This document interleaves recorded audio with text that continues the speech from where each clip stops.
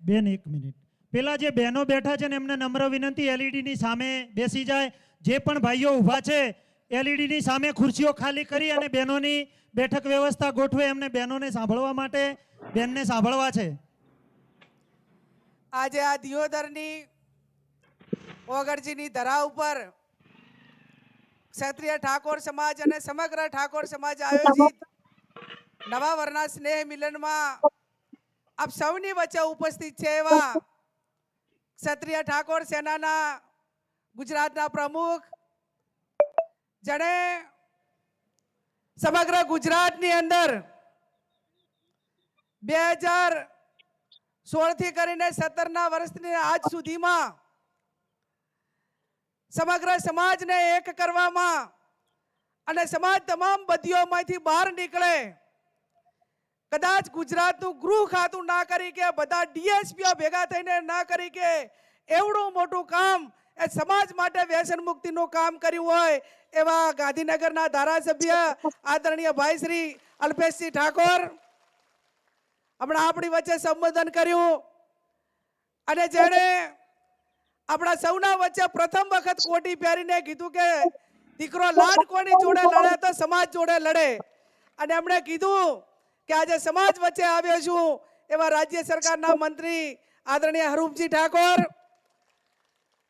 જેણે હમણાં મારી પહેલા સંબોધન કરીને સમાજને આવનાર ભવિષ્ય માટે કરીને સમાજના આગેવાનો અને સમાજે શું કરવાનું થાય, પોતપોતાની જવાબદારી શું થાય એ જવાબદારી માટે પ્રેરણા પૂરી પાડી અને આપણાને સૌને આ એકઠા કર્યા એવા દિયોદરના ધારાસભ્ય માજી મંત્રી આદરણીય કેસાજી ચૌહાણ સાહેબ, જેણે ખૂબ સારી બેટિંગ કરી શરૂઆતમાં અને વર્તમાન સમાજને શું સુધારા લાવવાના છે. दुकान का रेडीमेड पोस्टर चाहिए, धंधा कोई भी हो सबका कस्टमाइज्ड पोस्टर मिलेगा.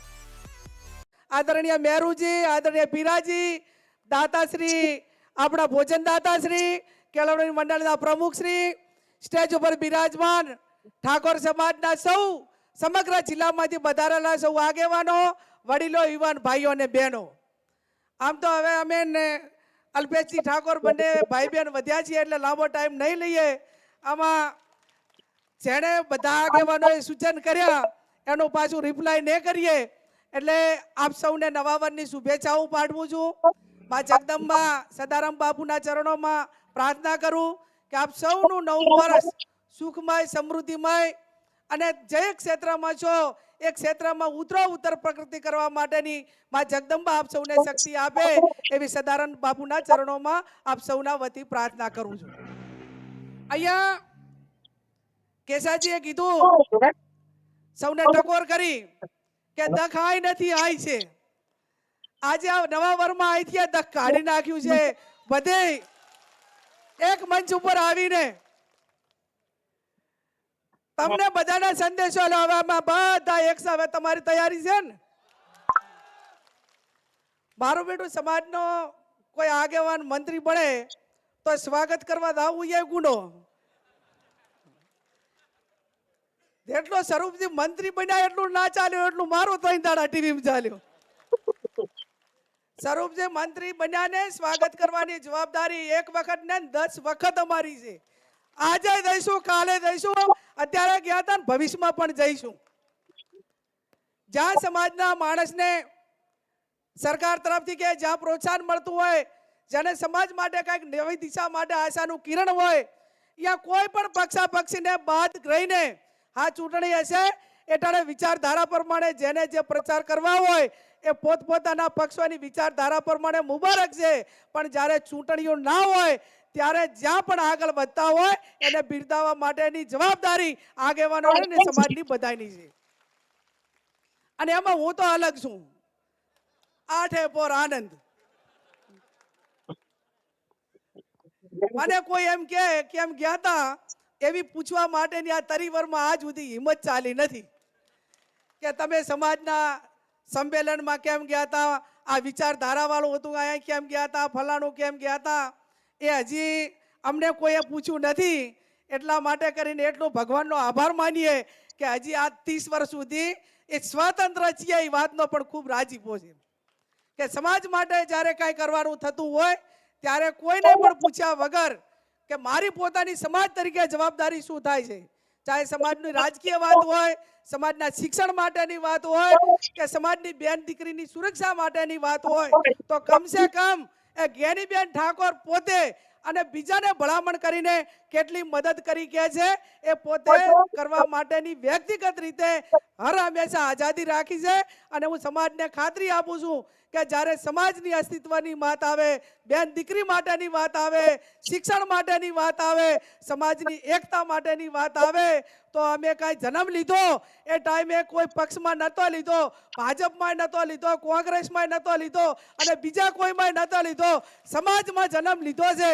અને સમાજની વાત આવે એ ટાઈમે સમાજથી ક્યારે પાછા ભૂતકાળમાં રહ્યા નથી અને ભવિષ્યમાં નહીં રહીએ એની હું સૌને સ્ટેજ ઉપરથી સમાજને સૌને ખાતરી આપું છું. રાજકારણ એ સમાજ માટે જરૂરી છે સાહેબ. આજે આટલા ધારાસભ્યો બેઠા છે, મંત્રી છે, સંસદ છે, પોતપોતાના વિસ્તારની અંદર ધારાસભ્યની ગ્રાન્ટ હોય, સંસદ સભ્યની ગ્રાન્ટ હોય, એ ઘરના ભૂવા બેહાડેલા હોય તો ધોણતા ધોણતા નાળિયેર એ થોડું ઘરહામું થાય કે ના જાય. આજે હું સંસદ સભ્ય છું તો બનાસકાંઠાની અંદર વધારે ના કરી ગયું તો મને 5 કરોડ ફંડ મળે છે, તો એમાં વરહે 1 કરોડ રૂપિયા તો સમાજના શિક્ષણમાં આપી ગયું કે ના આપી ગયું? એમ તો કમસે કમ 5 વર્ષે તો 5 કરોડ રૂપિયાની તો સમાજને મદદ થાય કે ના થાય?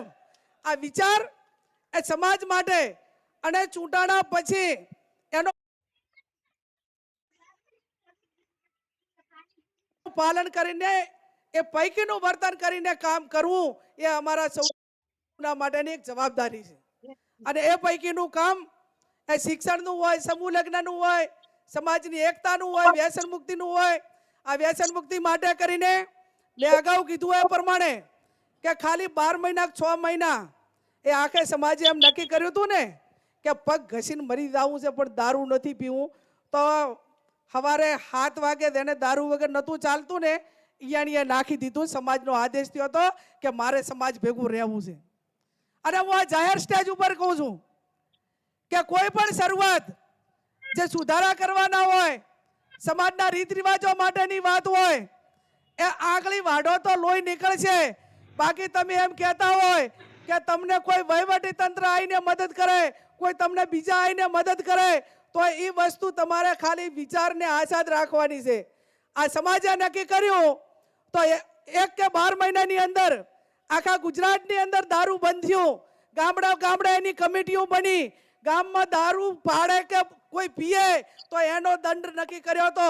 તો લાખો રૂપિયા ગામોની અંદર ભેગા થયા હતા. એ જો ગામે નક્કી કરે, સમાજ નક્કી કરે અને જો એ પ્રમાણેનું વાતાવરણ થાય તો એ હિસાબે આજે લાખો કરોડો રૂપિયાનો સમાજને ફાયદો થયો હતો કે નતો થયો? એટલી શાંતિ થઈ હતી. અને બૈરા તો એટલા રાજી થયા હતા કે અલ્પેશભાઈનું હાથે બહુ સારું થાજું કે આ દારૂના ત્રાસમાંથી છોડાયા. હવે પાછું એવું ને એવું કરવું પડે એમ છે. હવે પાછું વધારે પડતું અત્યારે મારું બેટું હોનું સાથી મોંઘું એટલું થયું, એની હાથે હાથે મારે કોઈ વહીવટી તંત્રની વાત નથી કરવી, પણ જ્યાં સુધી તમે કોઈ પણ વસ્તુ કુરિવાજો હોય, વ્યસન હોય કે કોઈ પણ પ્રકાર હોય, મેં અગાઉ કીધું એમ કે જાતે મનથી નક્કી કરવું પડશે, સમાજે નક્કી કરવું પડશે, આગેવાનોએ નક્કી કરવું પડશે. શું તમને પોલીસ આવીને એમ કહે છે કે તમે દારૂ બંધ કરો? તમને કોઈ ડીએસપી કહે છે? કોઈ તમને પીઆઈ કહે છે? તો ઠાકોર સમાજ દારૂ પીવાનું બંધ કરે ને અને આ વ્યસનોમાંથી, બધીઓમાંથી, અમુકમાંથી નીકળી જાય ને તો આ ત્રણના ધંધા રોજગાર ઉપર મોટી અસર પડે. એક પેલી પોલીસ, વકીલ અને આ ડોક્ટર, આ ત્રણમાં તો મંદી આવે ને આવે જ. ભાઈ ખેમાજી, દારૂ પીએ એટલે બાજા ઝઘડા થાય, ઝઘડા થાય એટલે પોલીસ કેસ થાય, પોલીસ કેસ થાય એટલે પાછો વકીલ ગોતવો પડે અને એના વચ્ચે પાછું વધારે વાગ્યું હોય તો ડોક્ટર લાવવો પડે. આ વાત સાચી ખોટી? એમ આટલા તો બાંધેલા. જો એક જણો દારૂ પીને કાંઈ કરે તો પછી આ 4 જણાની 4ની પ્રોસેસમાંથી પસાર થવાનું પાકું ને? એમ આટલા ઠેકાણી દો તારે એનો છુટકારો થાય. એટલે મારી આપ સૌને વિનંતી છે કે આપણે આ 4 ધંધો રોજગાર કરતા હોય ને બીજી રીતે ધંધો રોજગાર મળી રહે છે. ચાહે વકીલ હોય તો કોકના સમાધાન માટે મળી રહે છે, ડોક્ટર હોય તો એની મેડિકલની સુવિધાઓ માટે પણ મળી રહે છે. પણ આ રીતે વર્ગ વિગ્રહ કરીને સમાજમાં વેરવિખેર કરીને આ પ્રમાણેનું થતું હોય ત્યારે એને રોકવા માટેની જવાબદારી છે. આજે ઘણા આગેવાનોએ મને સાહેબ કીધું કે સમાજના બંધારણ માટેની જરૂર છે. જેમ સાહેબે ખાતરી આપી કે આ બંધારણ એ ભાષણોથી બંધારણ નથી થવાનું. આપણે ખોડિયાલ વરાણા જ્યારે બંધારણ કર્યું એ ટાઈમે 1 અઠવાડિયું એનું સંશોધન કર્યું હતું. આજે આપણા કાંકરેજના રિવાજ અલગ હોય, થરાદના રિવાજ અલગ હોય, અને કે મેવા જેટલા પંથક છે એ તમામ પંથકના આગેવાનો બોલાવવા પડે, એના બુદ્ધિજીવી વર્ગને બધાને બોલાવવા પડે. 1, 2 કે 3 દિવસ એની શિબિર થાય, શિબિરની અંદર એના મુદ્દાઓ ચર્ચાય અને ચર્ચા પાસે એને સમર્થન આપવા માટે કરીને આખો સમાજ ભેગો કરવો પડે. આ તો તમે એમ કીધું કે ભાઈ આપણે બંધારણ તો 2-3 વખત બનાવ્યું, એમાં ઘણા બધા ગામોની અંદર એનું પાલન થાય છે અને ક્યાંક નથી થતું. આપણે એવું નક્કી કર્યું હતું કે મરણ પ્રસંગે કોઈ પણ વડીલનું કે ઘરે મૃત્યુ થઈ જાય કે ગમે એ હોય તો તમારે મહિના એ માત્ર ખીચડી કઢી અને ઘી કે તેલ આ વાપરવું. તો આજ મોટા ભાગના ગામોની અંદર એનું બંધારણ આજે છે. અને જ્યાં આ તો કેવી વાત કરે, કોઈક સમાજનું બંધારણ લઈને આવે, એનો સુધારો લઈને આવે તો પછી જે એનો ભંગ કરવા વાળો છે એને એટલી સમજણ હોવી જોઈએ કે હું આ નાત બારો નાથું. જ્યારે નાતે નક્કી કર્યું હોય અને નાત બારો થાય, ભયા બારો થાય અને છતાંય નાત બારો ના માનતો હોય ને તો એના બાપને કે જેના મોત થયું હોય યા સમાજના બંધન બારો થાય તો એના ભાઈએ કુટુંબીન હાગેવાલે જે સમાજે નક્કી કર્યું ને એટલી વસ્તુ ખાવાની, બાકીની થાળીની અંદર લેવાની જ નહીં. એટલે ઓટોમેટિક આ બધું બંધારણ વ્યવસ્થિત થાય કે ના થાય. પણ આ તો આપણે પછી ભેગા દેવ બડાયું હોય ખાવા માટે બેસી જતું એટલે એને અસર જ ના થાય. પણ એને ચોટ લાગવી જોઈએ, એને અહેસાસ થવો જોઈએ કે ભાઈ મેં આ બંધારણ તોડ્યું એટલા માટે કરીને આ સમાજના હગાવાલા કે કુટુંબવાળા જે વસ્તુ મેં વધારાની બનાવી ના જમ્યા. એના કરતાં પણ સૌથી મોટો પડકાર આ સમાજ માટે એ આ બેન દીકરીઓની સુરક્ષા માટેનો અલ્પેશભાઈ આ વર્તમાન સમયમાં મોટો પડકાર છે. અને પડકાર કેવો છે કે લવ મેરેજ કરતા પણ અત્યારે ખતરનાક સમાજને વેર વિખેર કરવા માટેનો જો કાયદો હોય તો આ મૈત્રી કરાર છે. 2 છોકરાની માં હોય, ઓલો છોકરો લગ્ન કરેલો હોય અને ઘરે છોકરા નાના હોય અને બાપ એ કરગરતો હોય, છોકરા પોલીસ સ્ટેશનમાં જઈને કરગરતા હોય તોય કે મારે તો અહીંયા જ આવું છે, આ છોકરા કન નથી રહેવું. આ સૌથી ખરાબ કાયદો છે કે નહીં? એમ પહેલું સમાજને એ નક્કી કરવું પડશે કે આપણા સમાજમાં જે દીકરાએ લગ્ન કરેલા હોય અને મૈત્રી કરાર હેઠળ કોઈ દીકરીના લગ્ન કરેલા છે અને એને મૈત્રી કરાર હેઠળ લઈને આવે અને અથવા આવું કૃત્ય કરે ને ત્યારે 500 દડા એના ઘરે દઈને બેસી જવું જોઈએ અને 500 થી 1000 દડા ગઈને એને અહીંયા દઈને બેસી જવું જોઈએ. એની સામે તમે આક્રમક નહીં થો તો સમાજ આખો વેર વિખેર થવાનો છે. અને મોટા ભાગે આ સમાજમાં દીકરીઓની અછતના કારણે ક્યાંક હાટાપાટાની પ્રથા થઈ છે અને હાટાપાટાની પ્રથા ચાલુ થઈ છે ત્યારે જે નિર્દોષ છે એને પણ આ દે ઓલી લઈને જાતી રહી છે. એના હિસાબે આનો ઘર પણ ભાગે છે. વાત સાચી કે ખોટી? એટલે એક ઘરને 2 અને એના આજુબાજુ સંકળાયેલા હોય એ બધાને આ પરિસ્થિતિનો સામનો કરવો પડે છે. એટલે આવનાર સમયની અંદર સરકારના કાયદા ગમે એ હોય હું અભિનંદન આપીશ. હમણાં તમારા ભૂતકાળની અંદર ટૂંકા સમયમાં એક કિસ્સો અહીં ચૌધરી સમાજમાં બન્યો હતો અને એમના સમાજના पहली बार शेयर खरीदते हैं तो डर तो लगता ही है. मुझे याद है जब मैं 11th स्टैंडर्ड में था, अपने जीवन का થી પકડીને પાછી એના ધણીને આખે સમાજે હલાઈ કે ના હલાઈ એમ આવું કરો.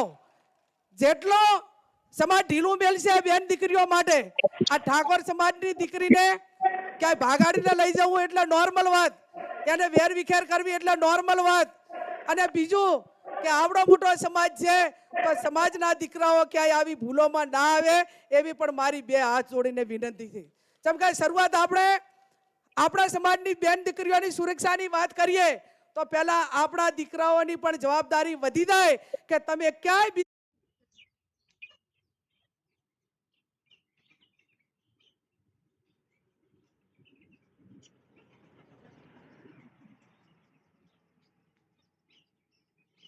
બીજા સમાજની બેન દીકરીને એ રીતે સમાજ વ્યવસ્થા ના તૂટે અને વર્ગ વિગ્રહ ના થાય, કોઈ સમાજ વચ્ચે ઝઘડા ના થાય, એના માટે કરીને તમે પણ એક સંસ્કારી બનો, શિસ્તબદ્ધ બનો અને સમાજના નેજા હેઠળ જે જવાબદારી છે પૂરેપૂરી નિભાવો. ત્યારે મારે વિશેષ નથી કહેવું, એટલું જ કહું કે આવનાર સમયમાં જે સાહેબે કહ્યું, ચૌહાણ સાહેબે, કેસાજીએ, કે ભાઈ આપણા દુશ્મનો કોણ કોણ, કે અંધશ્રદ્ધા આપણી દુશ્મન, નિરીક્ષકતા આપણી દુશ્મન, જે આપણને રોજગારી નથી મળતી એ આપણી દુશ્મન, આ તમામ પ્રકારની જે બદીઓ કહેવાય.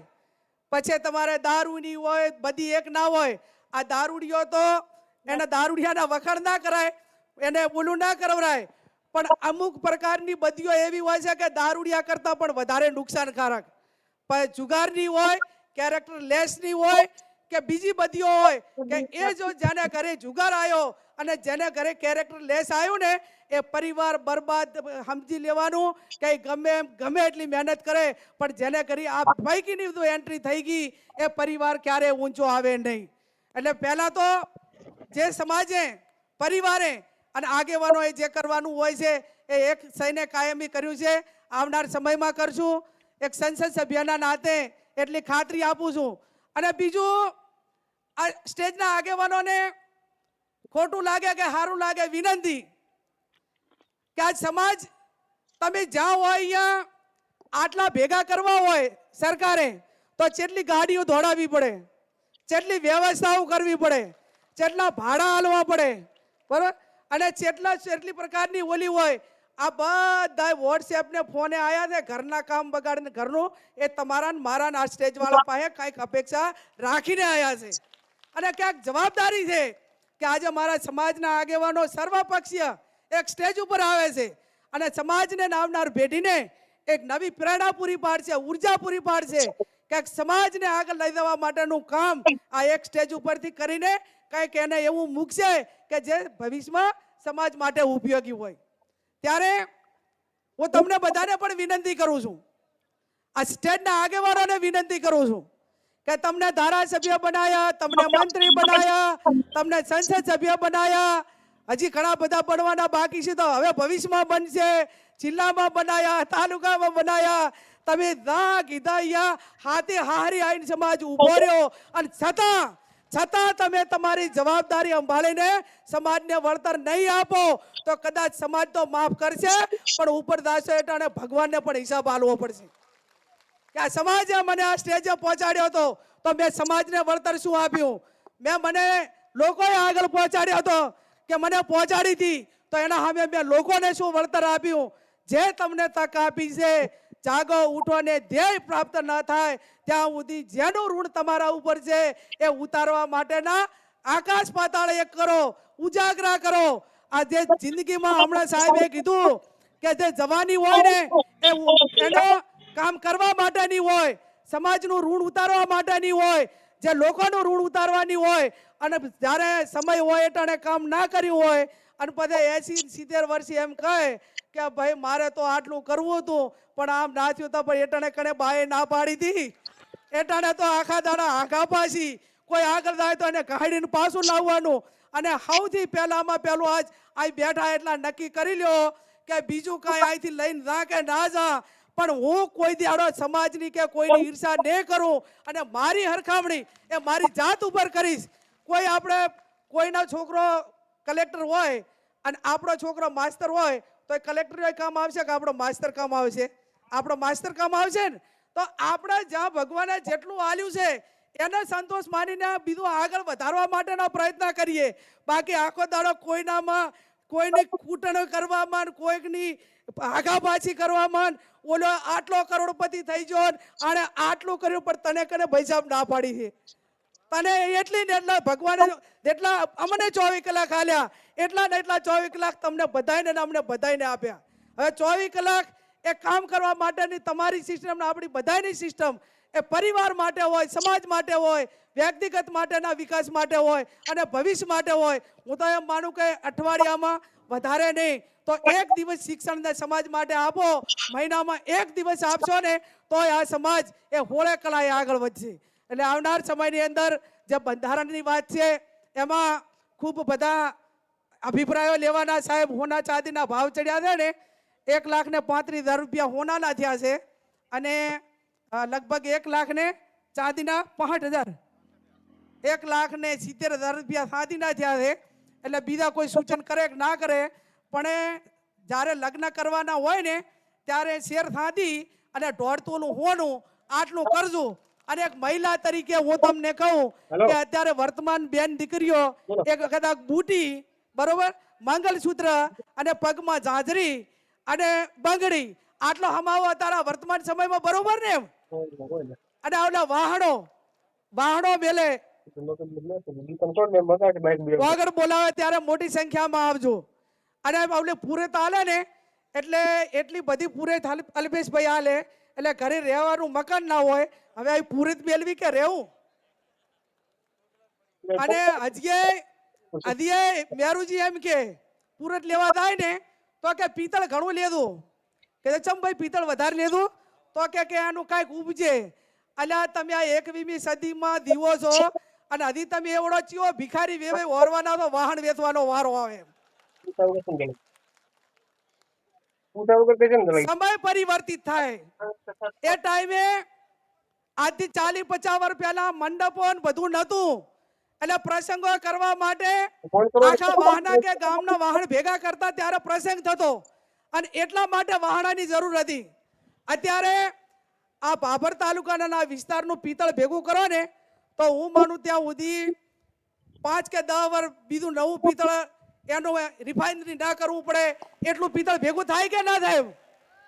આ પરિસ્થિતિ છે અને ના કરવાનું કરે. હમણાં અલ્પેશભાઈએ મને કીધું કે બેન આ ડીજે વાળું કે બંધ કરાવો, એટલે આપણે વારંવાર ડીજેનું કામ.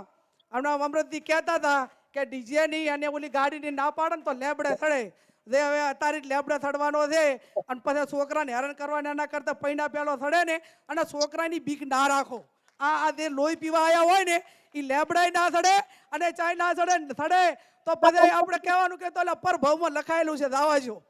આવો નિકાલ થાય જરૂરી છે. એમ સમાજનું બંધારણને આખા સમાજને અંધકાર બનાવતા હોય એવા 2-5 જણાના જીતવાનો નિકાલ થાય ને તો એ સમાજ માટે શહીદ થયા છે એમ માનશું. બાકી બધું છોકરા કે બધું છોકરીઓ કે એમ કરવાનું હોય તો એ સમાજનું બંધારણ કે એની સલામતી કે એના કાયદાઓ એ અમલમાં ના રહે.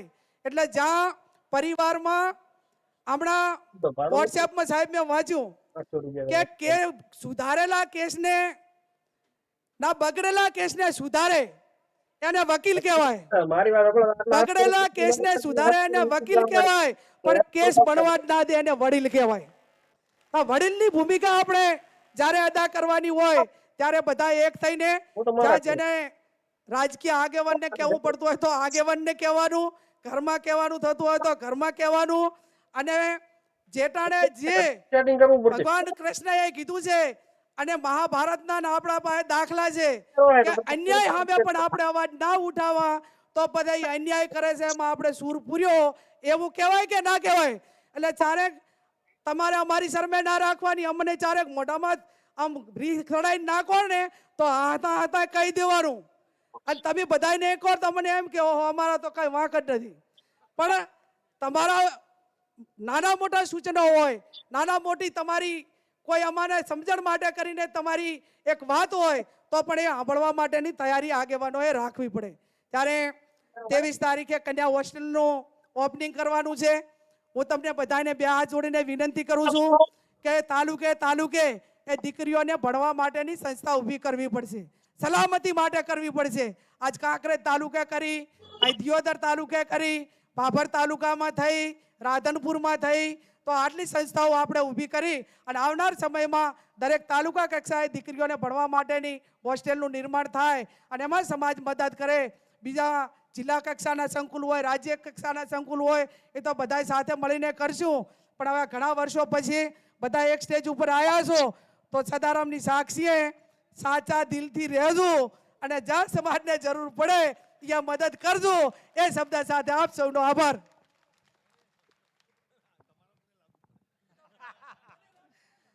ખૂબ